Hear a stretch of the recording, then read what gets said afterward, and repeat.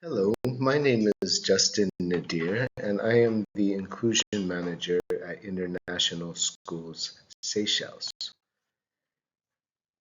I've been working in education for more than 20 years with students spanning a range of levels and social locations, including English language learners, students with special education needs, at-risk students, as well as gifted and creative education. I'm a qualified teacher and school administrator with board certification in inclusion and special education and a board certified cognitive specialist. I have a background teaching social sciences and a good working knowledge and experience of differentiation and provision for diverse learners.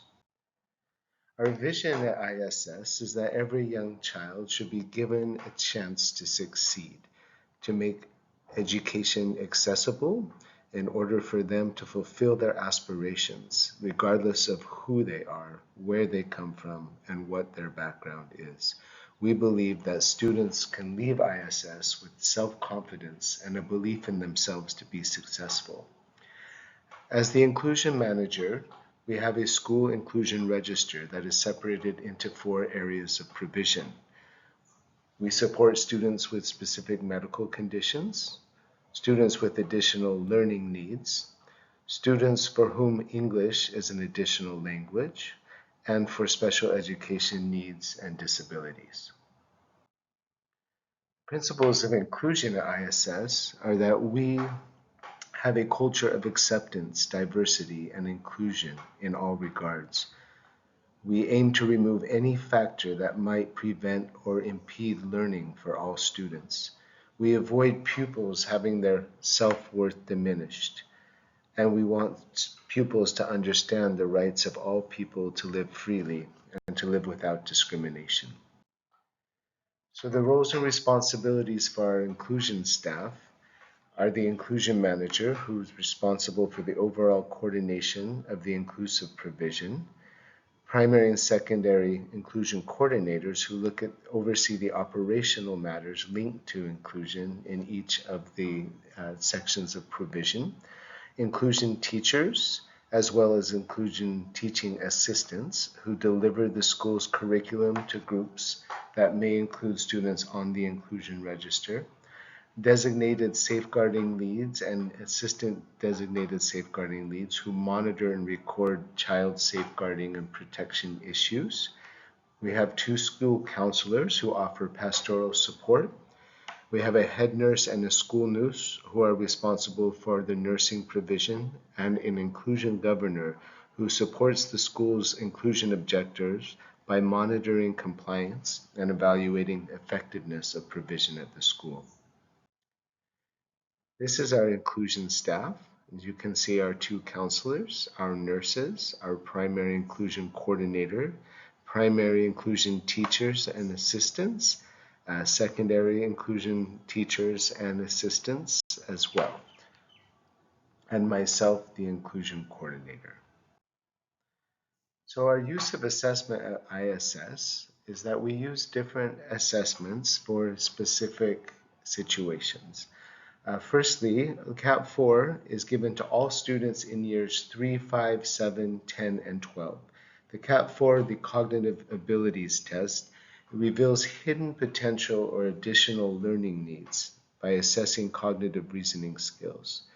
We also have access arrangements for exams. For example, when students need extra time to take an exam or may need something presented in a different way, like a larger font or something. We also have ways to screen students for specific learning needs, like dyslexia, speech and language, reading, processing, and memory. So as far as English as additional language is concerned, these are for learners whose first language is not English. Every student will come to us having perhaps specific strengths and areas to work on, and our aim is to ensure that all students become bilingual learners who can access all areas of the curriculum. We do this by providing both push-in and pull-out provision, which means sometimes the teachers will go into the regular classroom with the student to support them, or sometimes they might be working in more one-on-one or small group work. As far as our SEND, Special Education Needs and Disabilities provision, special education needs and disabilities is a term that describes learning difficulties or disabilities that make it difficult for a child or young person to learn compared to other children of the same age. Child may have SEND because of a medical condition or a disability. SEND can affect a child's reading and writing. They might have dyslexia, which is a neurodevelopmental disorder, where an individual struggles to identify speech sounds and learning and how they relate to letters and words, decoding. They might have dyscalculia, which involves being able to understand numbers. They might have difficulty concentrating because they may be identified as having ADHD or attention deficit hyperactivity disorder. Special education needs and disabilities also might be related to emotional and mental health as well. And so at ISS, we are dedicated to supporting and providing support for all students as needed.